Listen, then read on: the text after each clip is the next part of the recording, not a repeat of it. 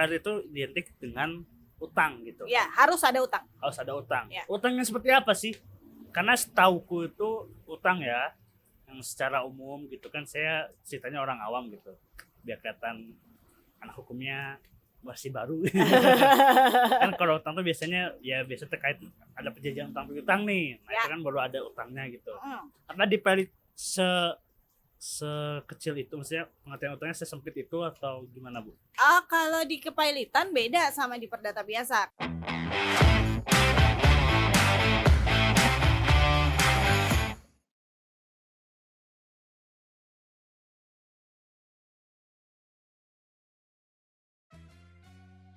Kembali lagi di Hits, hukum itu tentang semua. Bersama saya Antonio Bagas. Dan saya dia. Bu. Yes. Bu. Yes, Akhirnya yes. saya pakai kata-kata itu di sini. Personal branding. Personal branding saya. Nah, kita bisa di tempat ini untuk kedua kalinya ya Bu. Nasi di Kafirium. Di Jalan Terusan Jakarta nomor 80. Tepat di Bandung. Teman di Bandung ya. Jangan cari di Jakarta, jangan cari Sumedang atau di mana-mana. Kita belum Belum. buka cabang. Wah, doain ya. Makanya jangan lupa like, subscribe dan share YouTube-nya. ya supaya bisa bercabang ini. Iya, jadi makin laku Betul. Kafiriumnya. Jadi kita bisa ganti-ganti tempat ya. Gaya. Bu, Ya. Ibu kan kemarin saya bilang ibu kan terlalu banyak profesi ya. Profesinya terlalu banyak gitu kan. Perlu dikurangin ya? Enggak apa-apa, Oh. bagus itu selama masih fisiknya masih kuat, otaknya masih bisa berfungsi dengan baik gitu kan. Sauken. Nah, ibu kan salah satu profesinya kan dosen ya di Universitas Borobudur Jakarta. Harus lengkap. Soalnya kadang-kadang orang ketika bilang Universitas Borobudur tuh pasti bilangnya di Jogja ya. Ah, iya. Jogja Padahal ya? ada di Jalan Raya Kalimalang nomor 1, Tuh. Jakarta Timur. Jakarta Timur. Yuk ya. Jadi di Jakarta ya teman-temannya Ya, itu di universitasnya di Jakarta. Jadi jangan langsung berspekulasi, oh itu di Jogja.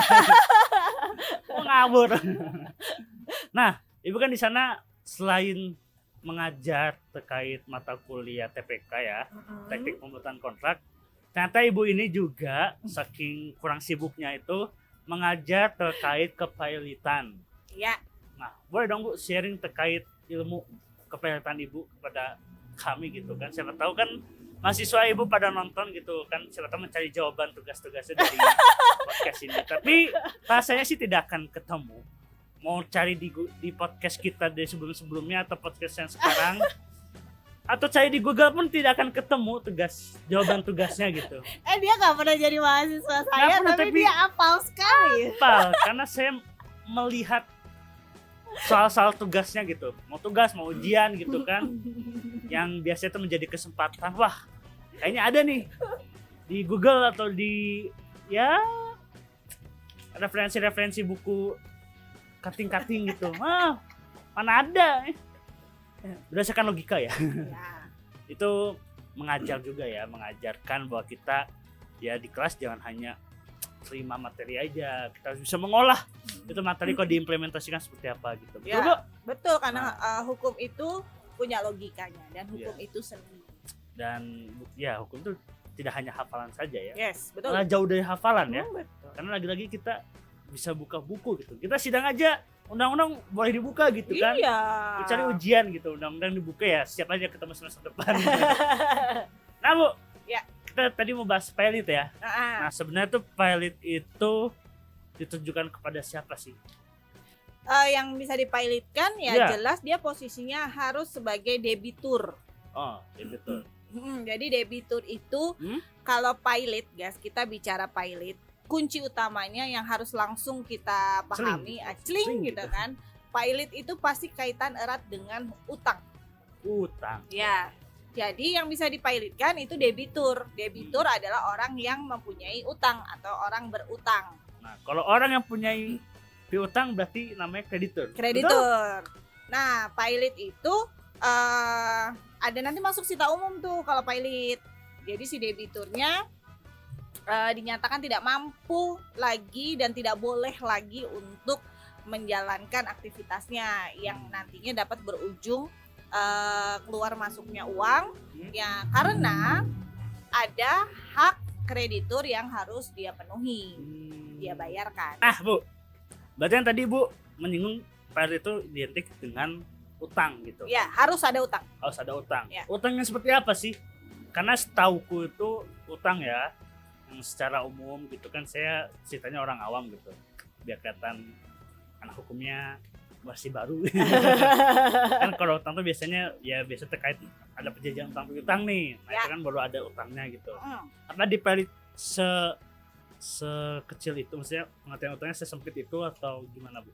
Kalau di kepailitan beda sama di perdata biasa. Kalau itu Oh, tadi beda. utang yang muncul dari perjanjian utang piutang itu kan di perdata biasa seperti itu.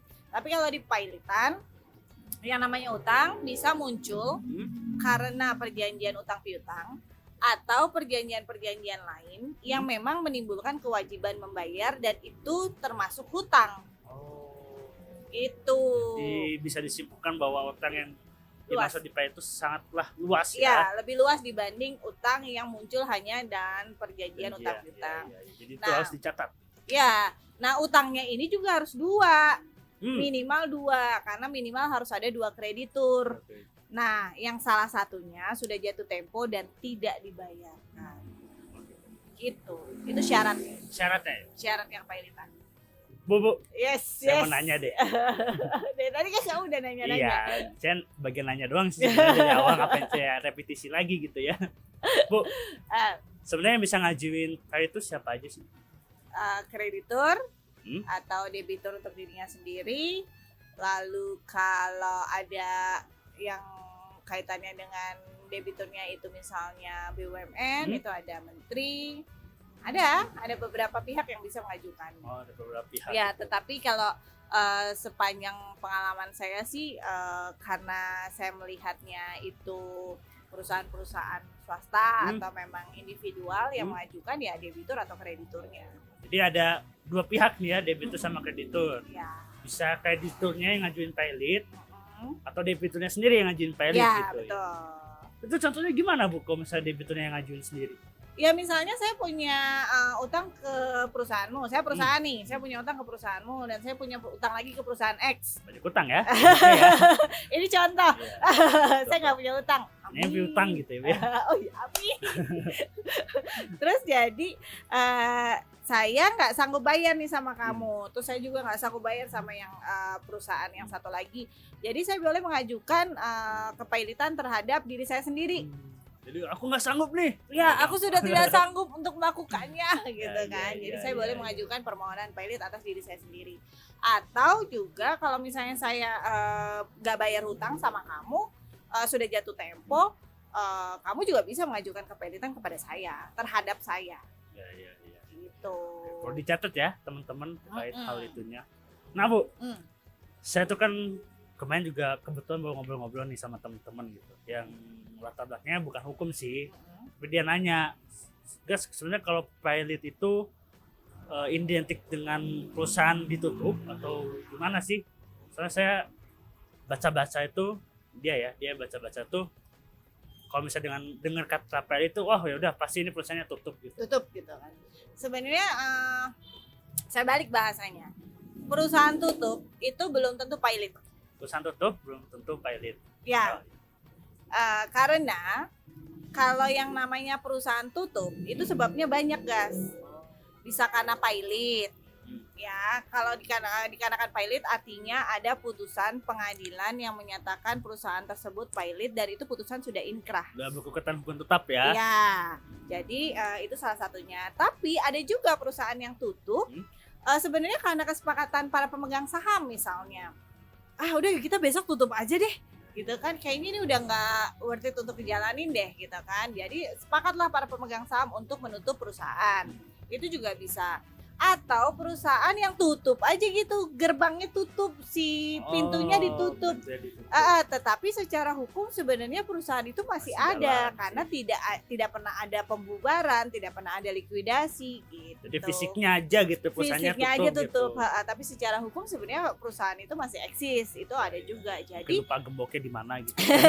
jadi kalau misalnya ditanya perusahaan ini tutup, ini pasti pilot ya, belum tentu. Iya sih. Jadi banyak faktor ya kalau perusahaan tutup itu bisa karena ya emang gerbangnya ditutup gitu Ya, kan, karena bisa. atau pemegang sahamnya sepakat untuk menutup perusahaan Ya, gitu kan. bisa. Ya gitulah kerjaan orang-orang kaya gitu. Oh ya lupa nih punya perusahaan. Aku pakai Lupa gitu. Asal jangan lupa bayar utang. Iya, itu mah pasti nanti ditagih sama yang punya piutang ya. Tapi ingat nih, baru ingat nih guys. Apa tuh Bu? Sebenarnya tadi ya udah ada utang, Hmm. 2 kreditor, salah satu sudah jatuh tempo dan belum dibayarkan. Sebenarnya kalau dari undang-undang itu jatuh pilot. Sebenarnya. Undang-undang kepailitan dan PKPU itu jatuh pilot. Karena udah memenuhi unsur yang ada di Iya. undang-undang gitu kan. Tetapi sebenarnya di balik itu tuh ada asas yang memang harus tetap dipenuhi. Namanya asas insolven. Itu salah satu asas yang ada di pilot ya. Iya, karena asasnya banyak. Banyak kita nggak akan selesai di satu Iya, podcast ini. orang saya ngajar aja tentang asas itu bisa 2-3 kali pertemuan. Itu pun satu semester bisa nambah gitu. Bisa ada Jadi kuliah tambahan. kata mahasiswa ini mah satu semester lebih dikit atau 2 semester kurang dikit gitu. Untuk mahasiswa saya betah-betah. Oh ya untung ya. Ya, jadi asas insolven itu adalah dia tidak membayar itu karena memang tidak mampu, bukan Jadi emang- tidak mau. Jadi perusahaannya emang udah melarat gitu ya. Aku tidak mampu Ya, lagi aku membayar tidak utang-utang mampu, ini. Ya, itu boleh dijatuhi. Bukannya Pak tidak Erin. mau gitu kan. Ya, betul. Maksudnya mau mah mau ya kalau ada Ya. uangnya masuk saya dibayar gitu. Ya, betul. Nah Bu, Nah. pengalaman dong.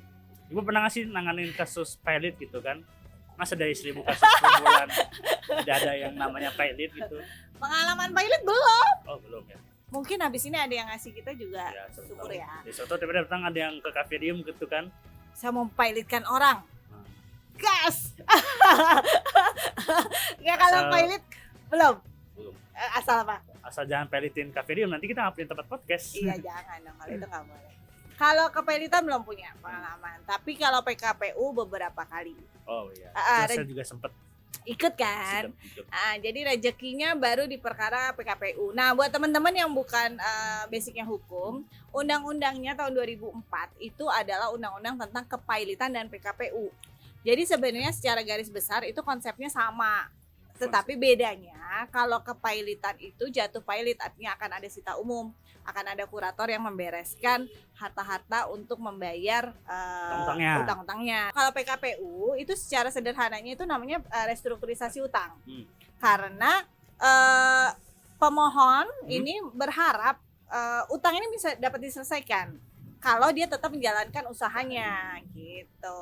Jadi itu ya pembedanya ya. Ya, jadi kalau PKPU itu direstrukturisasi, misalnya seharusnya udah jatuh tempo bulan lalu, tapi ya udah deh, yuk kita sepakat Kasih. lagi nih Kasih kesempatan gitu. kesempatan untuk melunasi kapan, misalnya bulan depan secara mencicil. Nah, kalau homologasi itu tercapai, itu baru deh ada namanya pengurus untuk membantu termohon pilot untuk melaksanakan Ya, kewajiban-kewajiban. jadi PKP itu upaya untuk bisa membantu si debitornya gitu Ya. kan untuk ya sudah saya sanggup nih bayar utangnya tapi nggak bulan ini gitu Ya, mungkin bulan depan atau 2 betul. bulan bila dari rencana perusahaannya gitu bahwa baru dapat duitnya tuh 2 bulan depan. Ya, betul.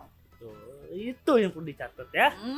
Jadi sebetulnya banyak ya Bu ya. Banyak yang perlu dicatat termasuk ini Ya, enak. ini enak banget ini. Itu dia habis udah cepet banget. Ini saya menit ke sekian udah segini. Itu apa sih? Kasih tahu dong. Ini menunya menu andalan non coffee base ya. Ya. Non coffee base ini ada Lex Eterna. Itu campuran leci, Yakult dan kawan-kawannya dijadikan seperti ini gitu. Lex Eterna itu kan seperti bahasa hukum ya, emang bahasa hukum. Kamu tahu nggak artinya? Saya sih tadi cari di Google hukum abadi. Lex Eterna itu Kok hukum abadi? iya. Oh. Jadi Dia nggak pede gitu. enggak pede dong. Harus. Jadi kalau misalnya diartikan dengan minuman ini bikin abadi. Abadi maksudnya sehat gitu, Sehat. panjang gitu, Panjang. kesehatannya panjang gitu. Karena ada campuran Yakult dan kawan-kawannya gitu kan. Dengar Yakultnya aja kan udah, oh iya pasti bikin Sehat. usus sehat gitu. Sehat. Kalau itu Yakult base. Ini apa Bu? Kalau yang saya ini Chocolate base. Chocolate Namanya? base namanya on split bar head. Apa itu?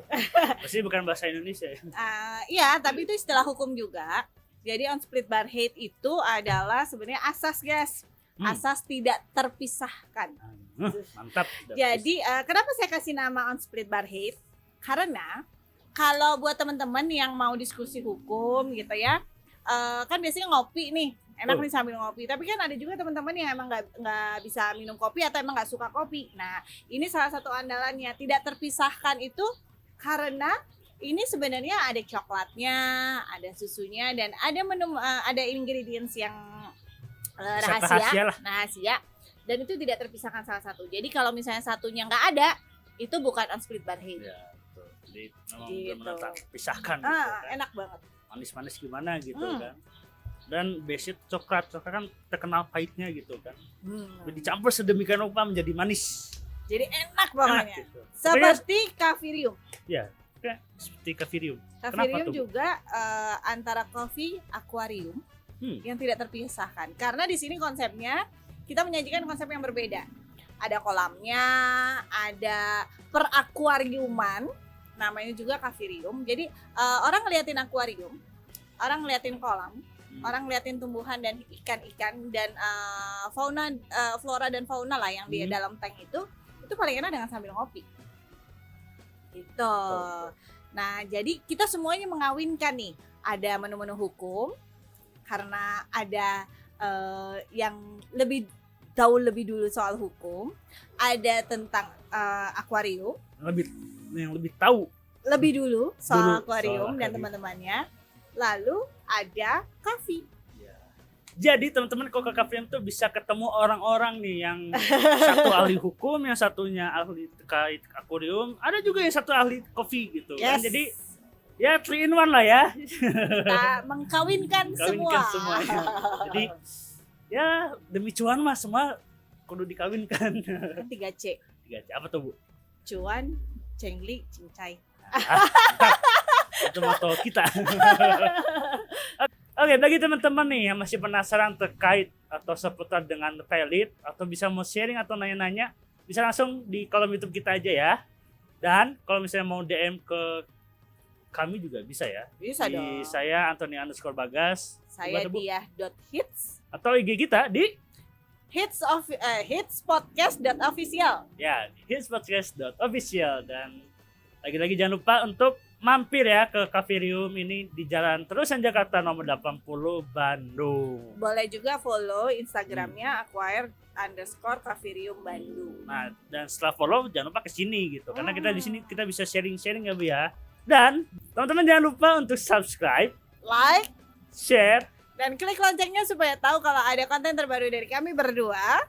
dan nantikan terus konten kita berikutnya bersama Hits. Hukum itu tentang semua. Di mana ada aturan dan sanksi di setelah hukum berdiri. Bye-bye. Bye.